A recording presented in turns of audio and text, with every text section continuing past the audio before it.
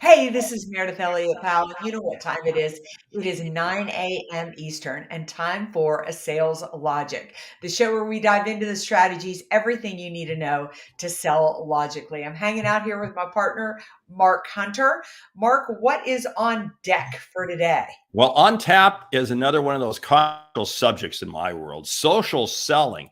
Should you or shouldn't you? We're going to dive deep into it. We got a great book. And then the lightning round, top 10 strategies for social selling effectively. You may have to lead the way on that one because I got some counter opinions, but this is going to be a good show. Nice. I love that. I like picking topics where maybe I think what we do is we disagree and basically at the foundation agree on it. But we got a big show. It's a great topic. I'll hit this video and we will rock and roll. Prospect with integrity, we will get customers who have integrity. Integrity is the foundation from which everything is built on. You better understand value. But at the end of the day, sales is a relationship business. It is a people business. It is an emotional business.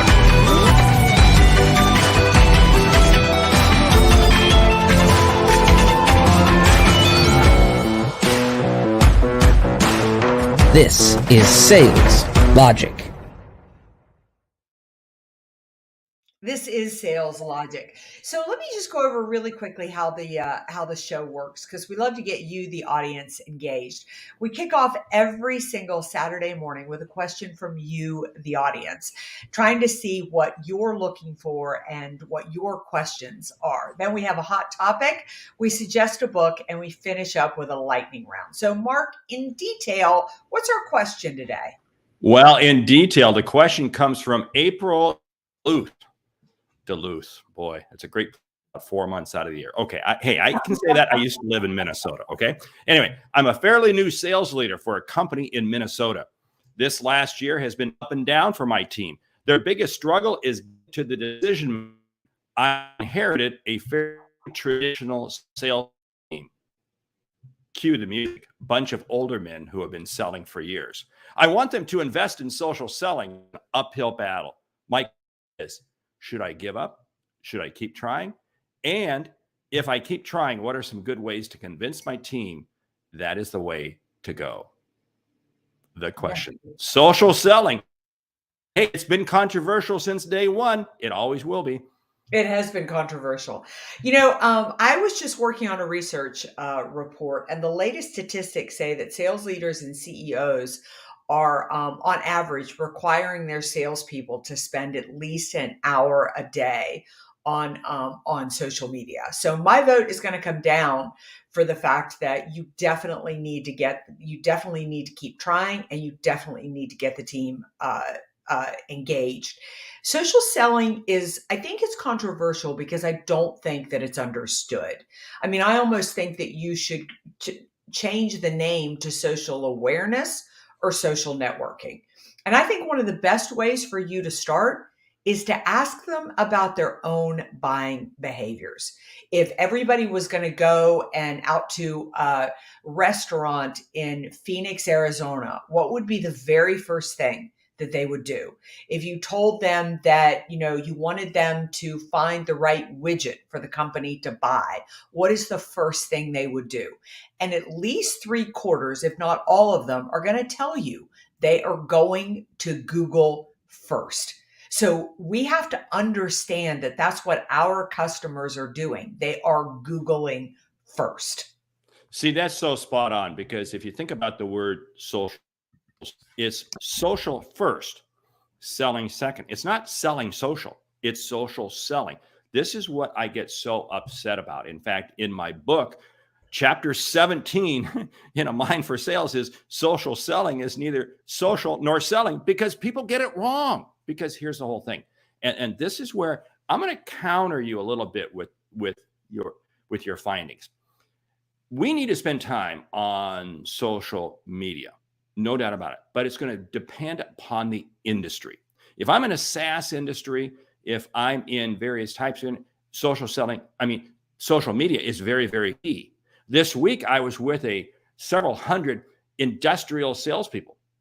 They can't even spell the word social. These are engineers by trade. And, social media, they all have LinkedIn accounts, but they really don't use them as an industry. So again, the results are going to, shall I say, the usage is going to vary by in. Does that mean it's always going to be? And that's the key thing. You got to stay on the forefront of where your industry is going. Yeah, I love what Jack Hubbard here says, and it's really social collaboration. I mean, I love that old idea that you walk into a room and you wouldn't just start selling things; you would look to connect with people. And I think, I mean, I'm gonna counter you a little bit. I don't care if your industry's not involved in it. I mean, I look at banking and things like that, and they're not really industries that are that involved in social selling. But the moment that I Google a banker and there's nothing there, it takes that person's my thought is they're not with the program. And it is a matter of time before your industry winds up there. And you can ignore it now, or you can get with the program and start spending some time on it. The other is social selling is a big term. Why wouldn't you go on there and do research on the people that you're calling on the people on the companies that you're going there? Even if the individual doesn't have an updated profile, the company has a fairly good profile where you can find good information out. I understand how this works, but still, if I go online and somebody doesn't have a photo, somebody hasn't posted in 6 months, my opinion of them falls. And I just think that's where we are in the world today. I totally agree with you, because regardless of where your industry is at, you need to have a profile. You need to have an image, because as you said earlier, you're going to go, what do you do? Google, you look for reviews. What's it saying? You never take a meeting with somebody. I would never take a meeting, several meetings with people who I didn't know this week. And what did I Google before I took the meeting? And what comes up to first is their LinkedIn profile. I mean, LinkedIn has become the go-to source where you're at. You need to have a LinkedIn profile with a photo. It needs to be current. It needs to be relevant. It needs to say something about you and how you help people. Now, flip back to my other piece. You're saying, wait a minute, am I soft and saying social selling is everything? What I'm saying is that for many, many people, they can find that social selling a great way to dialogue with potential customers. But other industries, this one I was, but ask them the last time they checked their profile or looked at things. So if I were to message somebody, chances are they're probably not going to see it soon. Yeah. I would also say that, part of our job in selling is to stay really current on the industry. And one of the best ways, I find that Twitter, which is not a channel that I spend a lot of time on, however, the media spends a lot of time on Twitter. And if I can find kind of the latest things that are being published about an industry from the media, Twitter's where I find it. And that's where I'm going to find the latest research that's out, the latest story that was published on the industry and or the company. And I think to really use it more from a research standpoint is smart. The other is staying visible is a great piece for social media. We talk a lot on this show about follow up and the importance of follow up, and that you need to stay visible with people. Well, you can't just be emailing and calling them all the time. I mean, you can, but that's kind of annoying. So if you flip over and you're using social media as a way to comment on a post that they made or just put information out there. I just booked a great speaking engagement the other day, and the CEO had made his opinion before he'd ever spoken to me because he read everything I put online. That is so key. And Jack Hubbard again brings up a great comment. The goal is to educate, provide value, and help others. It's not a mechanism. That is exactly what disturbs about social selling. And that is exactly what disturbs me about social media. Now let's come back and pick up something that you made a comment. You made a comment about not all social media channels are equal. Right. Back weeks ago, I was doing work with an organization in and home remodeling company, etc. Guess what their channel of interest is? It's Pinterest. Interesting. Because all of these photos and all these sort of things, and even more oriented towards Facebook. And then see, all social media channels are created equal, and don't think you have to play all of them. You need to have a representation, but you focus on the social media channel where your customers and your industry spend the most time. And for most people who we're talking to via this podcast, it's most likely LinkedIn. Why do you think we stream this live every week? Why do you think you and I post as much as we do? Because what are we doing? Going back to what Jack's talking about, we're educating, providing value, and helping others. So April, going back to your answer, you know what you got to do? You got to get your sales in their profiles and to be linking and sharing content. And the easiest way, April, is what's your company's website doing? What's your company's blog doing, etc. That's easy content for your people to repurpose. But don't just repurpose with your own comments. Share other things. Remember, social is social. It's people talking to people. Yeah, I would say too, some of the best ways to get the team started and working with it is you need to find out where the resistance is in it.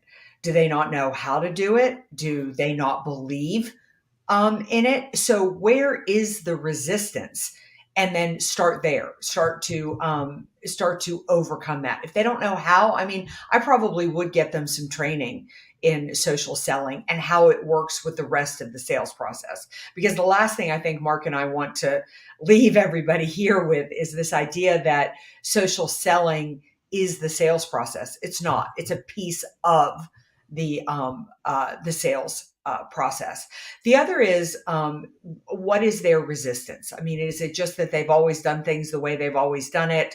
But you have to help them understand why it matters. And then I would look for some quick wins. I choose the one or two people on the sales team that are most likely to adapt to this and put my time and my energy there. Don't try to convert the entire team all at once.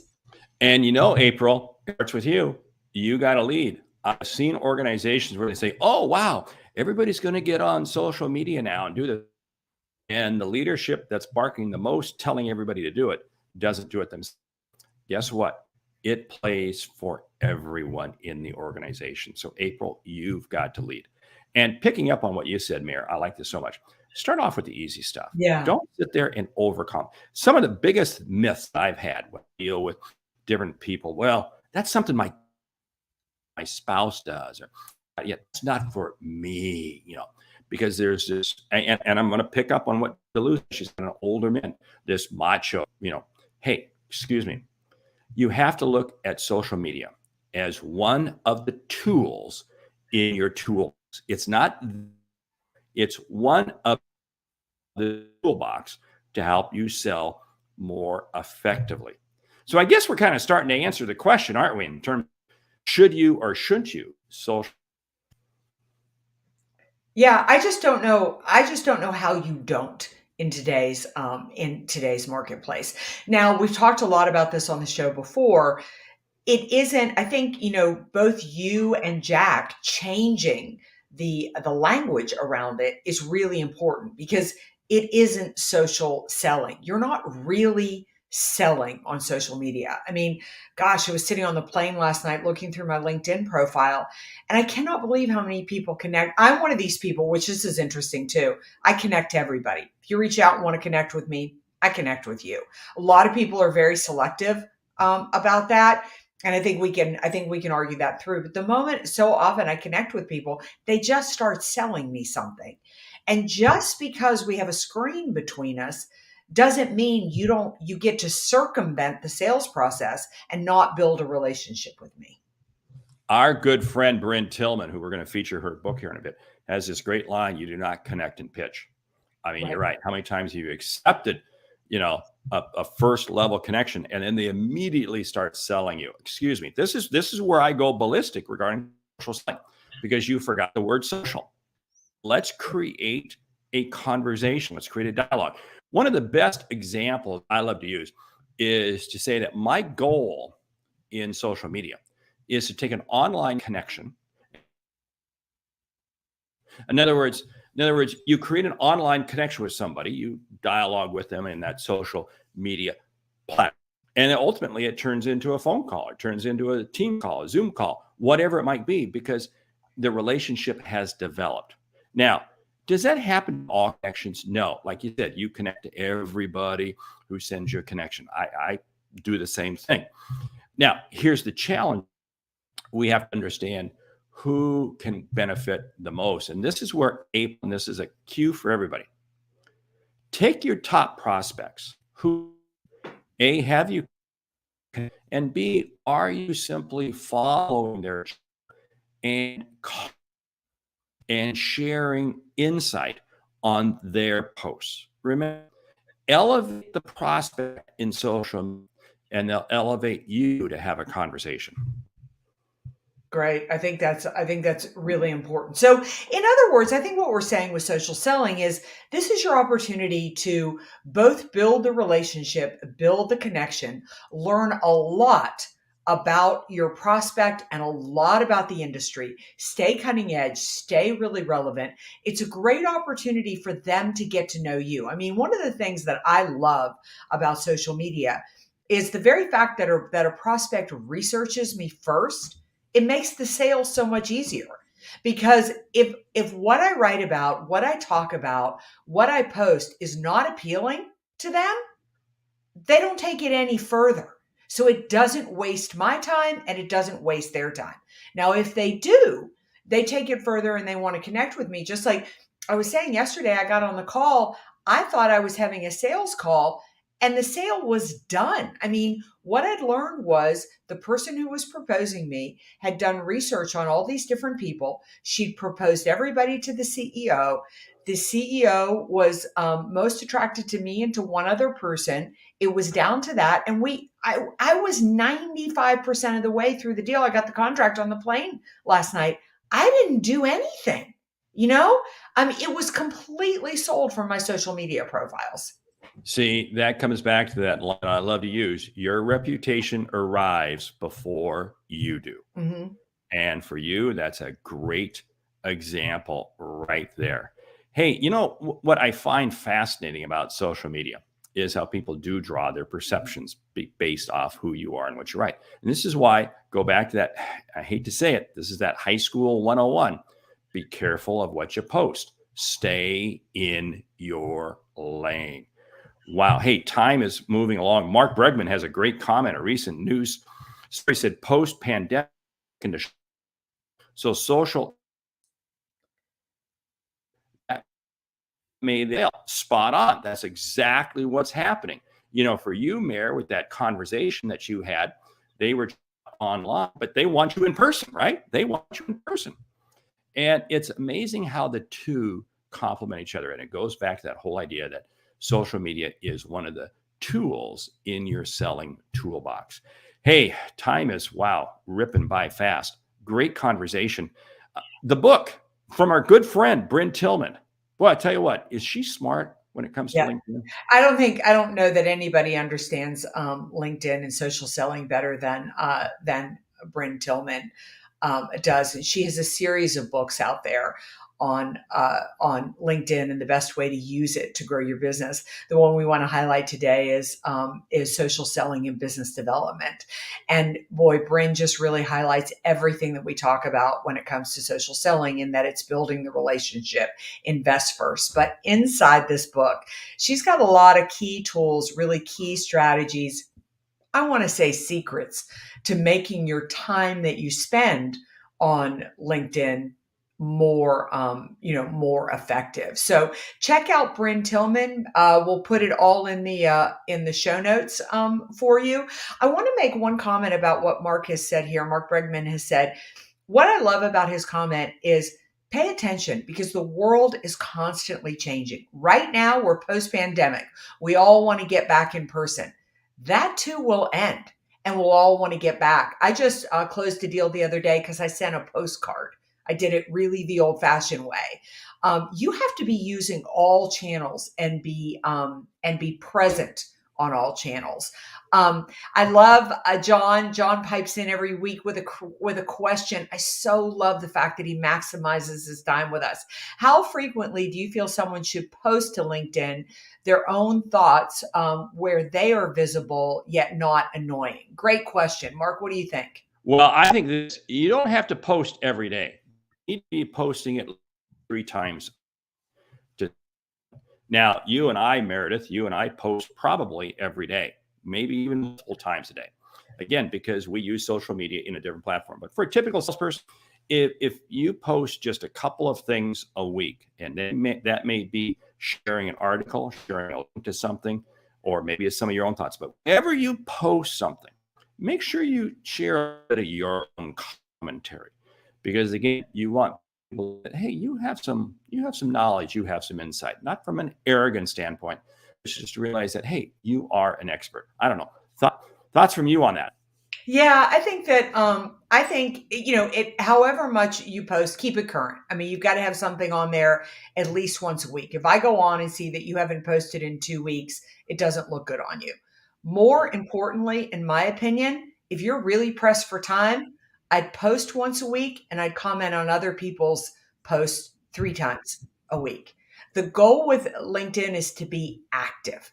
And active doesn't mean, again, think of it like a networking event. I'm going to walk into a room. I would spend more time asking other people about them and taking an interest in their information than I would on my own. But so if Mark posts something, I want to post something with an opinion about what he's done. Mark just posted that, let's just say he just posted that the 5 best ways to prospect. I might weigh in and say, I love number 3, Mark. I think that is probably, of all the 5 you posted, the most important, and this is why. So number 1 is I'm investing in Mark. I'm highlighting his stuff, but I'm also kind of positioning my expertise. So I think, definitely post to stay current, but spend more time commenting on other people's. And Jack, can't agree with you more. The book is amazing, and Bryn Tillman is the expert when it comes to LinkedIn. Yeah. You know what? I'm going to make that top 10 strategies. You need to intro the book because we haven't even done that. We've been talking about the author. We've been about how great Bryn is. So, book. Oh, I thought we already did highlight. I apologize. I got so caught up in the conversation. See, I'm off checking social media as we're doing this. So anyway, yes, LinkedIn social for business development. Get the book by Bryn, and as Meredith said earlier, the link will be in the show notes. Okay, are you ready for the lightning round? This is going on for a while. This is going to be good. Lightning round. Effective. Well, for sell. Go ahead, Mare. Sorry, I don't know if it's your internet or my internet, but we keep losing you. I'm not losing you. So, I mean, I'm here. So anyway, okay. So anyway, top 10 strategies for social selling actively. Go. Number 1 is I think that you need to make sure that your profile is up to date and really current and is impressive when people look at it. 2, comment on other people's posts. Don't make it all about you. Comment on other people's posts. As you post on social media, don't post on things that you think are important. Write down the questions that your customers ask you and use those, the answers and solutions that you create to those to put out on social media. When you put a post out there and people post, make sure you respond back to them, acknowledge the post, and adding another comment. That is a conversation. That's what you're looking for. I'm going to steal this one from Jack Hubbard right here. Follow great people like Bryn Tillman, Jack Hubbard, Kevin Turner. Follow influencers. Comment on influencers. It'll help raise your profile. Look for trending topics in the news and share that on a, and make sure you commentary. It's a very quick, easy way to be seen as an expert. Use a lot of video and a lot of photos and a lot of graphics. I see that people are really into very, very long posts. I don't know, maybe that's what the experts are telling us to do these days. I lose interest and I move on. So I like to keep my posts short. Brevity wins the day. I agree with that. When you have a prospect and you connect with them, follow the comment on them, support them. It isn't about just making. You want to create dialogue in that media platform first. You even get to think selling to them. Yeah, use the hashtags. They're important. They get your posts found. They get your posts commented on. So definitely use the hashtags. Great. Hey, I'll share one more. You share one more, and we'll close down. So you've got a prospect in connecting, and you're sharing and you're commenting on. And then what happens is you can then send them a message after this has been going on for maybe 3 or 4 exchanges. Hey, it seems we have a lot of things and interests. Love to grab some time with you to more about your business and your perspective. Now, what are you doing? You're continuing the social conversation by now taking it offline. Go ahead. I would say don't sell. Just don't. I mean, use it to build the relationship, but take the sale offline. I love it. Hey, grow today as we've been talking selling. Should you or shouldn't you? And with that, we want to say thank you for listening to Sales Logic this week. If you like what you hear, subscribe, rate, and review the show on your favorite podcast app. If something we've said has earned you a single dollar, consider telling a friend. It's how we grow to help you grow. I'm Mark Hunter. And I'm Meridith Elliott Powell. And remember, when you sell with confidence and integrity, uncertainty suddenly becomes your competitive advantage. And sell becomes a lot.